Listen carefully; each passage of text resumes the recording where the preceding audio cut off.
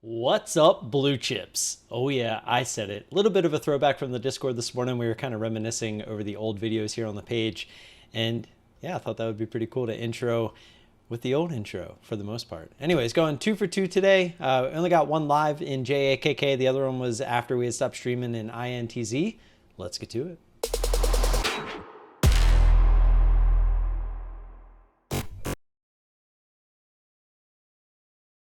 All right, gonna jump right into this JAKK trade. You can see it going crazy. We go ahead and hit short the ask. Get filled at 1481.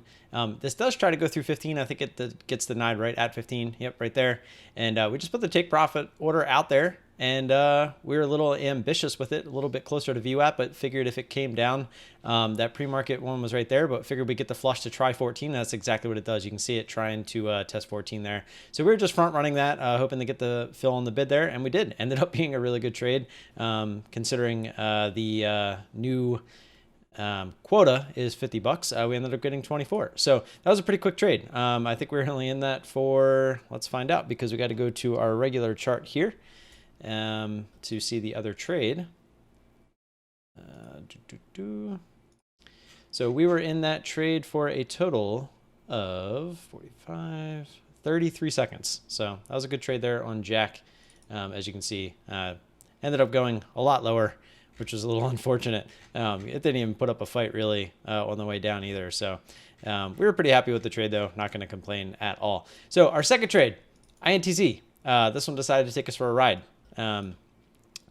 So let's see if you can see what we're looking at. Yesterday's high, 376. It was kind of volume out of nowhere. I'm trying to zoom in on just the trade itself. There we go. And I wasn't too upset with this initial move, right? Had the move up through, there was some volume, and I was looking at this line here, 434, get the pop up through 450, and we get an entry right there off the jiggle at 470. It ended up being a little bit early.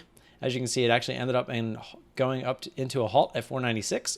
It actually opened up higher at 510.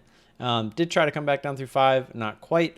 Was really just kind of, I wasn't really looking to add there at that point.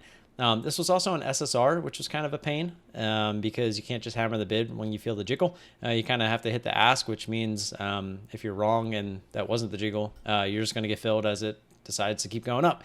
And as you can see here, as we resumed, it did try to go higher at 550. It started to really struggle. So we actually got 2 ads here, one at 527, one at 530.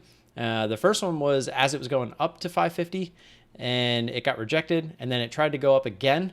And then as it was coming back down, we hit the ask again and ended up getting filled. So this is actually a 1-2. We started with 50 shares, 50 on both of these. So we're at 150 now. And pretty much right after, you can see it did try to come back down to 524, which is a little bit under where we had got those ads, and it ripped up into another halt. So obviously not feeling it. Not very good. I remember asking where the imbalance was. Some of the guys in Discord, they have the level 2, so they can tell me where the imbalance was. I think it was at 596 or something. Let's see where it opened. 593. So it opened up at 593, but instantly shot up to 637. I'm assuming it was some kind of person that had a big short and they were just looking to get out. They covered instantly, but it shot right back down. So there was no chance of getting any part of the top of this candle unless you already had orders out. It does try to move back down here at 542. At this point, our average was at, I want to say 507. I'm pretty sure it was at 507. And as it was coming back down, I said, all right, if it pops back up, try 6. We're going to be fine. We're just going to cut it high of day. Because I even said this plan in the Discord before coming out of this halt, that I was looking for it to find a top, attempt an actual pullback, because as you can see up to this point, we didn't really have any kind of a pullback. And then once it attempts that pullback, obviously there's most likely going to be a bounce, you know, the sloppy seconds that we always talk about. We'll look to get an add into that sloppy seconds and set the stop at the high of day. So at this point, our risk was $195 or $96. I did the math earlier. If we cut it with only these shares. When it came down and bounced back up, we actually hit the ask at 620, but didn't get any fill. And then, I mean, I could show you the orders. So it was 620, 613, then we went to 603, and then finally it went below 6, and we chased it all the way down below. We hit short the ask again at 598. Again, this is why SSR is a pain in the butt, is you can feel the top, but just because you feel the top doesn't mean you can get into the trade there. So I hit the short the ask button 4 times trying to get filled. We finally got filled, chasing it down to 598. And then, of course, it popped all the way back up to 610, trying to fake us out. But at that point, like I had said, my plan was to get an ad and then put the stop at highs. So if it went to the highs, that would have sucked. But I did the math too. I think it was $235 is what we would have lost if we got filled at high of day with no slippage. So pretty close to our max loss at 300 with the new quota of 50. But it sucks when you start to trade this early and you kind of have to fight your way out of it. But we added 100 shares here. So we did a 1-2-2 essentially. It came down, and this is where it sucked because our average now with this ad was at 543, basically 534. It was like 543.7. And as you can see, we got our fill here for, it actually ended up being 175 shares, which is what we put the order out at. We put the order out at 534. And when it flushed down, I was watching the level one. It went to 535, stayed there for like a split second, and then shot right back up to my average at 544 on the ask. And I said, okay, we just went through all this pain. I am not about to let this thing, take us for a ride after we went through all that. And I saw the halt price was right there. So I was just front running it. The halt price was, I think, 533 or it was 532, 530. Well, this says 535, but I thought it halted lower than that. Maybe that's why I didn't get filled. Wow. I thought I saw the halt price was at 533, but maybe it was at 535. All right. Well, I look like an idiot. I put my order 1 cent below the halt price. I'm an idiot. That's why it stopped at 535 and jumped back up. All right. Well, anyways, that sucks. I wish I would have noticed that. I don't know if I misread it or maybe it changed. I don't know. But that would make sense. Interesting. And I didn't record it. So that's also very frustrating because now I can't go back and watch it. But okay, anyways, moving on. It jumps back up to 544, and I said, okay, I'm going to drag that 175 share order, which was the bulk of the position, from 250 shares up, and we did, and we got filled right at our average essentially. We got 100 at 544 and 75 at 545. So we ended up taking, I think it was like $1.06 loss after being down a possible 235 cents, and now we only had 75 shares left. However, with the halt down, I figured we were at least going to get the gap fill to 496, which we did, but it didn't want to test 5. It was really struggling. You see 509 came down, 502, 506. It never got to 5. It never even tried it. So we ended up realizing that in this candle, took 50 of the 75 off at 510, locking in a okay win. And then we were looking for the rest of this to come back down below 5. And ultimately, I was looking for this 434, but it was really struggling. Again, 503, and then finally it got the break. And when it broke, it was not the flush that I was expecting.